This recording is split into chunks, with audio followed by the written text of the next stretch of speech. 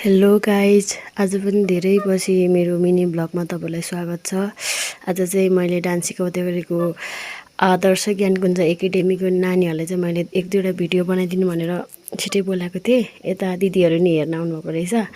छिटै भन्दा नि स्कुल छुट्टी हुने बित्तिकै मलाई त्यही स्कुल ड्रेसमा वेट गर्नु भनिरहेको थिएँ, अनि वेट गरिरहेको रहेछन्। तर मैले बोलाएको सबै नानीहरू आउनु भएन छ।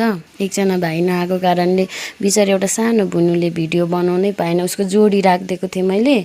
अब जोडी नभएपछि कोहीसँग नि मिलेन क्या, उसको दिदीहरूसँग नि मिलेन। सानी बहिनी छ, एउटा जसोतसो गरियो। एकजना अर्को बुनु पनि छुट्नु भएको थियो। अब नेक्स्ट टाइम भन्दै हामीले भिडियो बनाउन स्टार्ट गऱ्यौँ। म यहाँ पोजिसन मिलाउँदैछु। अनि हाम्रो सानो बुनु हुनुहुन्छ, क्युट बुनु, कमरवालाको क्लिप हालिदिएँ। अनि जस्तो तस्तो जाडोमा अब हाम्रो सकिन लागेको छ डान्स। यो चाहिँ लास्ट डान्स हो। अनि यो कुन गीत होला गेस गरिदिनु होला गाइजहरू। यति भन्दै हाम्रो चाहिँ ल अब टाटा बाई बाई भन्ने बेला आयो, जाडोमा बल्ल बल्ल। तर आज मैले सोचे जस्तो डान्स चाहिँ भएन नानीहरूको। अब किनकि सबै नयाँ नानीहरू हुन्छ क्या, भर्खर क्लास आउन थाल्नुभएको नानीहरू।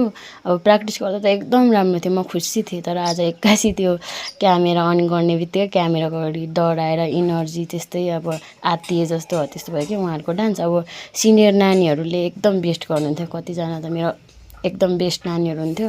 अब डान्स क्लास आउनै छोड्नुभयो। अब मेरो न्यू स्टुडेन्ट्स र मलाई नै च्यालेन्ज भयो यो चाहिँ। मैले गीत अगाडि नै छानिसकेको थिएँ, उहाँहरू आउनुभन्दा अगाडि नै एकदम राम्रो लेजेन्डरी गीत जस्तो तसो भयो भनौँ न। यो भाइ कति क्युट कुदिरहेको थियो, तर लड्नु भएछ यहाँनिर, टक्क यहाँनिर क्यामेरामा कैद भएछ। हाम्रो बाटो चाहिँ हेर्नुहोस् है, यस्तो छ। यो बनिँदै गरेको कहाँ जाने बाटो पो भनिरहेको थियो। यो भर्खर बन्दै गरेको बाटो भएर अलिक अव्यवस्थित छ। त्यही भएर भाइहरू चाहिँ धुलोबाट बस्नका लागि साइडबाट हिँडिराख्नु भएको छ।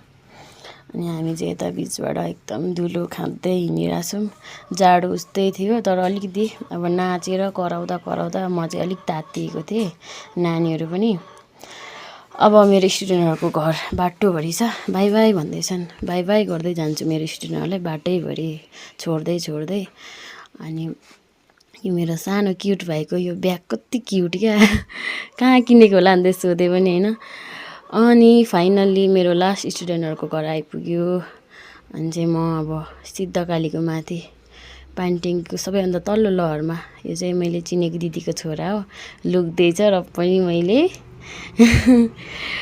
अब चाहिँ आजले यति नै। मेरो मिनी ब्लग हेरिदिनु भएकोमा तपाईँहरूलाई धेरै धेरै धन्यवाद। अब चाहिँ अलिकति अप्ठ्यारो बाटो छ, त्यही भएर म चाहिँ यहीँ मेरो मिनी ब्लग